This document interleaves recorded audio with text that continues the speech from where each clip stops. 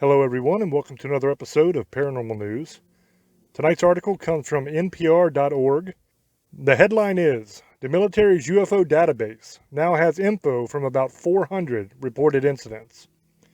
It was published on May 17, 2022, and it was written by Giles Snyder. A database of reports of UFOs now includes about 400 incidents, up from 143 assessed in a report released about a year ago. A Navy intelligence official told lawmakers at a congressional hearing on Tuesday. The military's 2021 report said no evidence of aliens had been found. Scott W. Bray, the Deputy Director of Naval Intelligence, told lawmakers that they still haven't uncovered anything non-terrestrial in origin, even though there are incidents they can't explain.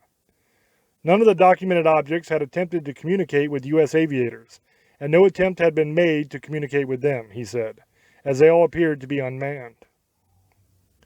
Reports of unidentified flying objects, now called unexplained aerial phenomenon, or UAPs, by the military, have been increasing, said Bray. He cited improved sensors, an increase in drones and other non-military unmanned aerial systems, and aerial clutter, such as mylar balloons, as causes for the uptick, encouraging more pilots to come forward. Incidents in the 2021 report date as far back as 2004 and were based on both sensor data and observations by military aviators, said Bray. Many of the latest entries do not have sensor data. They are from people coming forward with older stories that they choose not to report at the time, Bray said. That's evidence that the military's drive to destigmatize such reports is working, he added. Navy and Air Force crews now have step-by-step procedures for reporting UAPs on their kneeboard in the cockpit, Bray said. It's an important effort, said Representative Andre Carson, Democrat from Indiana, who noted that skepticism around UFOs likely has led pilots to avoid making the reports or getting laughed at when they did. Transparency versus secrecy. Tuesday's session, the first public hearing on UFOs in more than 50 years, also included testimony from Ronald S. Moultrie, the Pentagon's top intelligence official.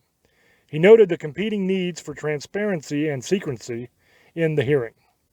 Moultrie noted that he's a science fiction fan and that simple human curiosity means that we want to know what's out there, just like you want to know what's out there.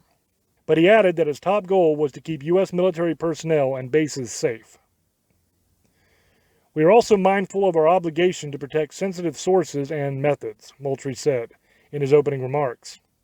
Our goal is to strike that delicate balance, one that will enable us to maintain the public's trust while preserving those capabilities that are vital to the support of our service personnel.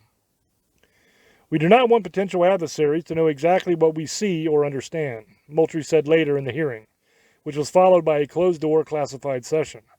As the effort moves forward, Moultrie told lawmakers a major focus will be on improving cooperation with the Federal Aviation Administration and other government agencies. In a back-and-forth with Representative Brad Winstrup, Republican from Ohio, Bray agreed that standardizing the civilian reporting process would also be useful. While the military's database does include some civilian reports, the vast majority have come from within the military. It's the first congressional hearing held on the subject since a push by then Representative Gerald Ford led to an Air Force report and hearing in 1969.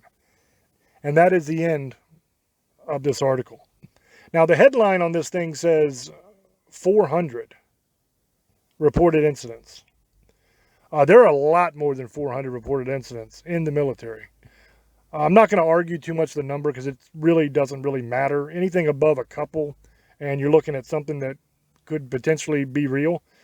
But this is kind of interesting because once again in this article, they go back to the old standby of mylar balloons or something that's not extraterrestrial. When in the report that Congress released, they flat out said that nothing exists on this earth that can match the performance of the aircraft that they have on camera.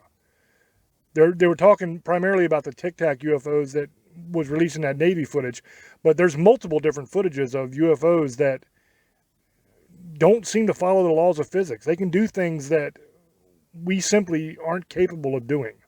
So to say that these things are not extraterrestrial, or that there has been no evidence of extraterrestrial life, is ridiculous.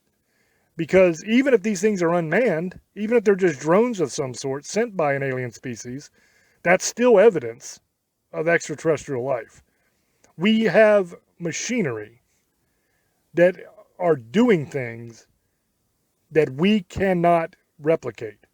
No technology on Earth can replicate what these machines are able to do. So that would tell you, logically, that these machines must have come from off of Earth. If no technology on Earth can do it, it has to be technology that didn't come from Earth. That's just logic. And I think with the overwhelming millions and millions of sightings and witness accounts and photographs and video footage of UFOs that are out there, that exist, to state that there is no evidence is kind of ridiculous.